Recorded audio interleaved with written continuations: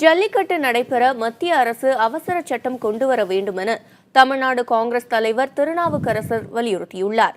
டெல்லியில் புதிய தலைமுறை செய்தியாளரிடம் பேசிய அவர், ஜல்லிக்கட்டு நடந்தால் அதற்கு தமிழக அரசு பாதுகாப்பு தர வேண்டும் என்றும் கோரிக்கை விடுத்தார். உடனே ஒரு ஸ்பெஷல் ஆர்டினன்ஸ் மத்திய அரசு வெளியிடலாம்.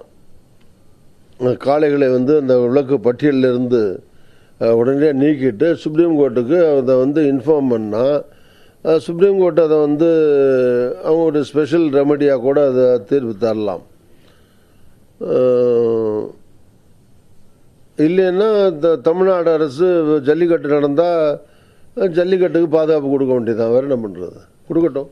இளைஞர்கள் நாங்கள் ஜல்லிக்கட்டு நடத்துவோங்கிற மனநிலையில் தான் இளைஞர்கள் இருக்காங்க. இல்லைன்னா நேற்று மாதிரி கூடுற இடத்துல போய் தடியடி நடத்துகிற சூழ்நிலை தான் ஏற்படும். அதனால் மீண்டும் தமிழ்நாடு அரசுக்கும் சரி மத்திய அரசுக்கும் சரி அவங்களுக்கு அவப்பேரும் கெட்ட பேரும் தான் வரப்போகுது. அதுக்கு அவங்க தயாராக இருக்கட்டும்.